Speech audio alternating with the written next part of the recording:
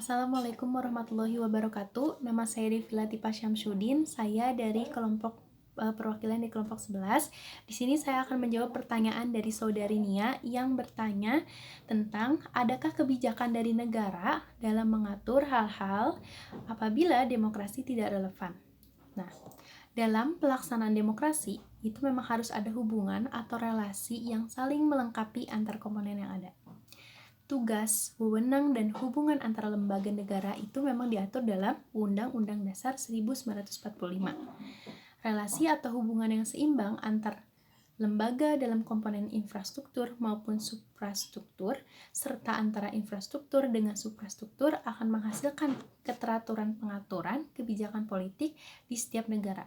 Namun, tetap saja penyimpangan dan pertentangan selalu ada dalam kehidupan masyarakat yang beragam dan senantiasa berubah seiring waktu.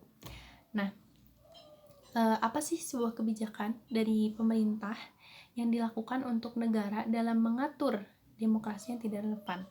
Sebenarnya kebijakan dari pemerintah itu di dalam negara demokrasi ini pemerintah disusukan dari, oleh, dan untuk rakyat, di mana aspirasi rakyatlah yang diutamakan dan pemerintah dijalankan untuk memenuhi kebutuhan atau kepentingan rakyat.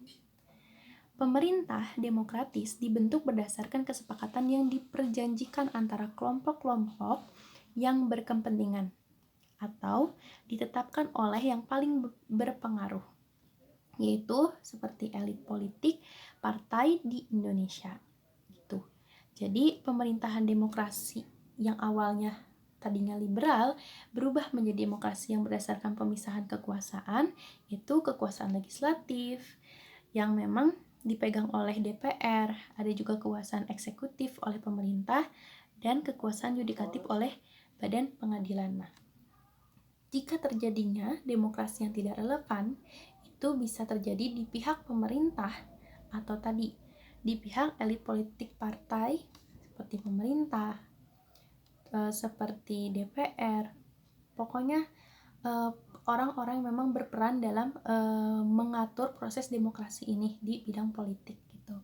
Nah, salah satu yang memang yang saya tahu dari ketidakrelevan demokrasi ini bisa saja juga terjadi kurangnya penerapan civil society, yaitu masyarakat madani atau masyarakat sipil yang memang kurang untuk untuk menjalankan dan menjalankan kewajibannya dia, haknya dia untuk mengatur negara kita gitu agar seimbang, karena kan yang namanya civil society itu penyangga utama dalam sebuah demokrasi. Nah, kalau memang peran civil society-nya aja tidak kuat untuk menopang sebuah negara demokrasi, maka bisa saja kekuasaan yang memang seharusnya diterima oleh rakyat itu dikuasai oleh negara. Jadi maka dari itu kebijakan yang dilakukan oleh pemerintah untuk mengatur demokrasi yang tidak relevan ini, sebenarnya kalau pemerintah itu hanya menerima aspirasi hal-hal yang memang dari rakyat gitu, dan memang itu kewajiban dari tugasnya untuk menjalankan segala hal yang memang untuk kepentingan rakyat gitu. Jadi kebijakannya tersebut, cuman yang memang kalau yang tidak demokrasi yang tidak relevan ini permasalahannya bukan dari kebijakan pemerintahnya saja, tapi itu bisa terjadi dari masyarakatnya juga, yaitu yang paling utama adalah peran civil society, karena peran civil society itu sangat penting untuk menyeimbangkan negara demokrasi gitu.